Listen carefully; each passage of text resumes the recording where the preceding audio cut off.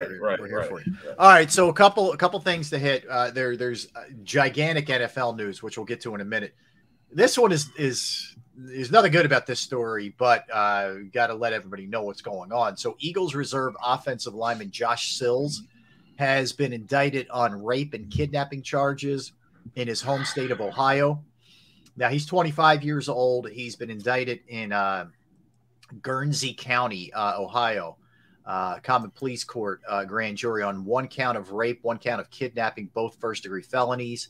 According to the press release, the Ohio Attorney General's office, these charges stem from December of 19. So this goes back a little bit, guys. Engaged in sexual activity that was not consensual, held a victim against her will, is what's stated.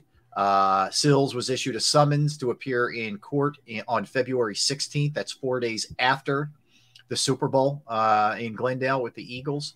So he was signed as an undrafted free agent out of Oklahoma State this past spring.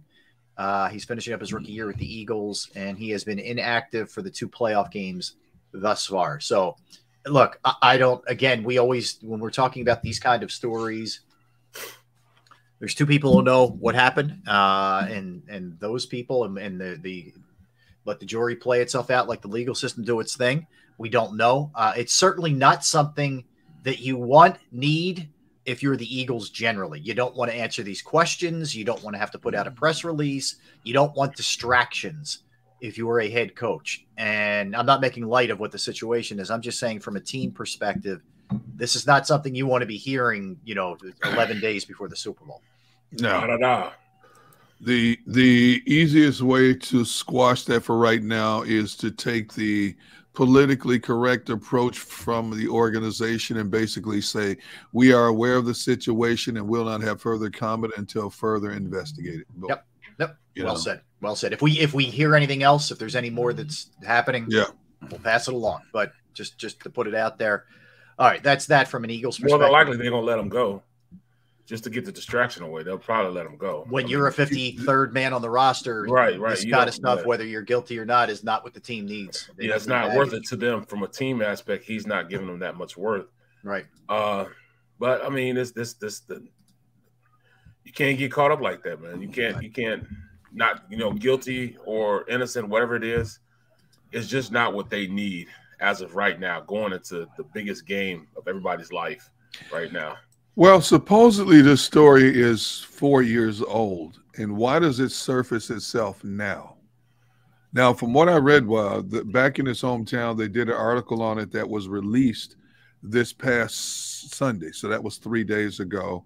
And 6 hours after the fact, all of a sudden, the young lady came forth, said something. I have no idea what. So now it's a story.